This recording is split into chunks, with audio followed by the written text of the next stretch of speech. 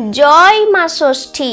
নমস্কার দর্শক বন্ধুরা, আজ 20 চৈত্র 3রা এপ্রিল বৃহস্পতিবার। আজ বাড়িতে অনেকেই হয়তো মা ষষ্ঠীর ব্রত পালন করছেন, তার সাথে মা লক্ষ্মীরও পূজা করছেন। বন্ধুরা, আজ অশোক ষষ্ঠীর ব্রত পালন করুন বা নাই করুন, মা ষষ্ঠীর সামনে একটি প্রদীপ প্রজ্বলন করে অবশ্যই শুনুন অশোক ষষ্ঠীর ব্রত কথা। এতে পরিবার ও সন্তানের মঙ্গল হবে। আশা করি দর্শক বন্ধুরা এই ব্রত কথাটি শ্রবণ করে আপনাদের ভালো লাগবে। শুরু করছি চৈত্র মাসের অশোক ষষ্ঠীর ব্রত কথা। জয় মা ষষ্ঠী, জয় মা ষষ্ঠী, জয় মা ষষ্ঠী। কোনো অশোক বনে এক মুনি বাস করতেন। চারিদিকে অশোক ফুলের গাছ, মাঝখানে মুনির কুঁড়ে ঘর। একদিন মুনি সকালে উঠে দেখেন তার কুঁড়ে ঘরের সামনে অশোক তলায় একটি পদ্ম ফুলের মতো মেয়ে পড়ে পড়ে কাঁদছে। মুনি ধ্যান করে দেখলেন একটি বুনো হরিণী ওই মেয়েটিকে প্রসব করে ফেলে গেছে। মেয়েটিকে দেখে মুনির বড় মায়া হলো। তিনি সেটিকে ঘরে এনে লালন পালন করতে লাগলেন। মেয়েটি একলা শুয়ে থাকলে হরিণী এসে মাঝে মাঝে দুধ দিয়ে যেত। ক্রমে মেয়েটি বড় হলো। মুনি ভাবেন, এমন সুন্দরী মেয়ে কুঁড়ে ঘরে রেখে আমি কোথাও গিয়ে স্থির থাকতে পারি না। মেয়েটিকে একটি সৎ পাত্রে দিতে পারলে নিশ্চিন্ত হয়। মুনি কোথাও যাবার সময় মেয়েটিকে বলে যান, মা অশোকা, আমি যতক্ষণ না আসি ততক্ষণ তুমি কুটিরের বাহিরে যেও না। মেয়েটি তাই ঘরের ভিতরেই থাকে।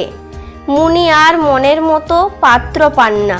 তখন প্রতিজ্ঞা করলেন, কাল সকালে উঠে যার মুখ দেখব তার সঙ্গেই মেয়ের বিয়ে দেব।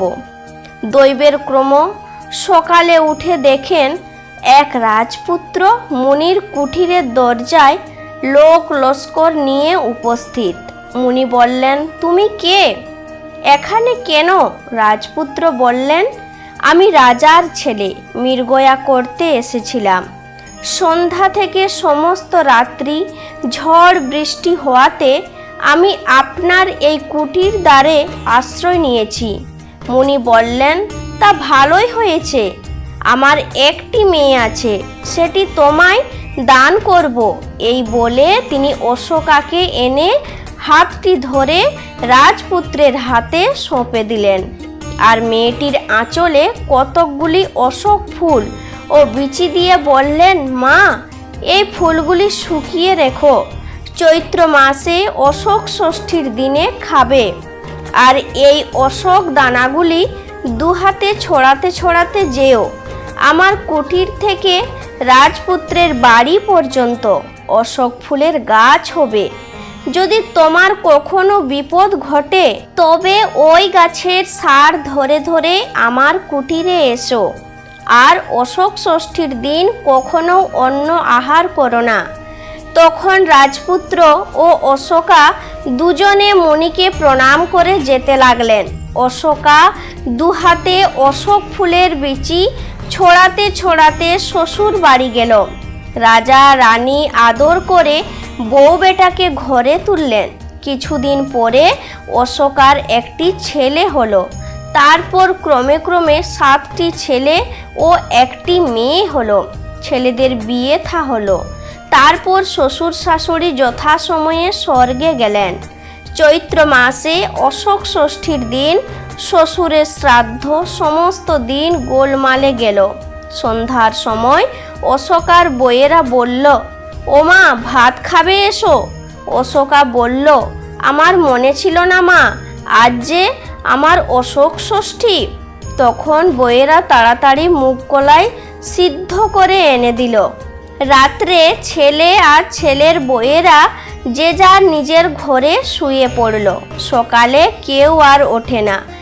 এক প্রহর বেলা হয়ে গেল, কেউ ঘরের দরজা খোলে না। অশোকা এ ঘরে ধাক্কা মারে তো ও ঘরে ধাক্কা মারে, কেউ সাড়া দেয় না। তখন রাজা কামার দেখে দরজা ভেঙে দেখেন বউ বেটা নাতি নাতনি সব মরে আড়ষ্ট হয়ে পড়ে আছে। এই দেখে রাজা কাঁদতে কাঁদতে বললেন, অশোকা কি হবে? তখন অশোকার সেই মুনির কথা মনে পড়ল।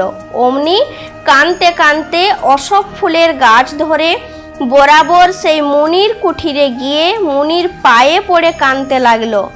বললে, বাবা আমার সর্বনাশ হয়েছে, ছেলে পুলে সব মরে গেছে। মুনি তখন ধ্যানে সব জানতে পারলেন। মেয়েকে সান্ত্বনা করে বললেন, তুমি অশোক ষষ্ঠীর দিন যে মুগ কলাই সিদ্ধ করে খেয়েছিলে, সেই মুগ ঘুঁটের জালে সিদ্ধ হয়েছিল, সেই ঘুঁটের সঙ্গে ধান ছিল, সেই ধান আগুন তাতে ফুটে ক্ষয় হয়ে মুগ সিদ্ধর হাঁড়িতে পড়েছিল।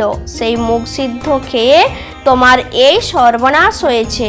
ভয় নাই, আমার এই কমণ্ডলের জল নিয়ে যাও, সকলের গায়ে ছিটিয়ে দাও, তাহলে সকলেই বেঁচে উঠবে। আর কখনো এমন কাজ করো না। বছর বছর অশোক ষষ্ঠীর দিন মা ষষ্ঠীর পুজো দিয়ে কথা শুনে 6টি অশোক কলি 6টি মুগ কলাই দইয়ের সঙ্গে খেয়ে তবে অন্য কিছু খাবে। অশোকা তখন মুনিকে প্রণাম করে নিজের বাড়ি গেলেন। কমণ্ডলের জল সকলের গায়ে ছিটিয়ে দিবা মাত্র সকলে উঠে বসলো। কেউ বলে, এত ঘুমিয়ে পড়েছি। কেউ বলে, আমাদের ডাকনি কেন মা, এত বেলা হয়েছে? অশোকা বলল, তোরা কেউ কি বেঁচেছিলি বাছা?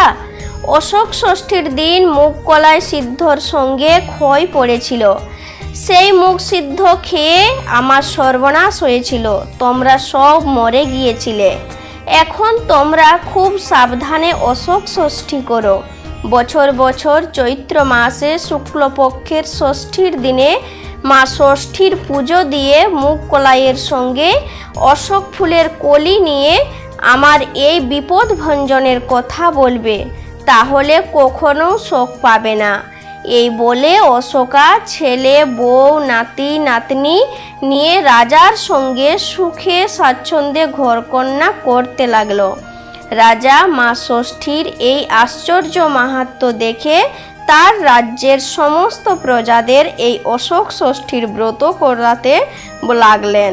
সেই অবধি চারিদিকে অশোক ষষ্ঠীর পুজো প্রচার হলো। তাহলে বন্ধুরা, এখানেই ভিডিওটি শেষ করছি। সবাই ভালো থাকুন, সুস্থ থাকুন।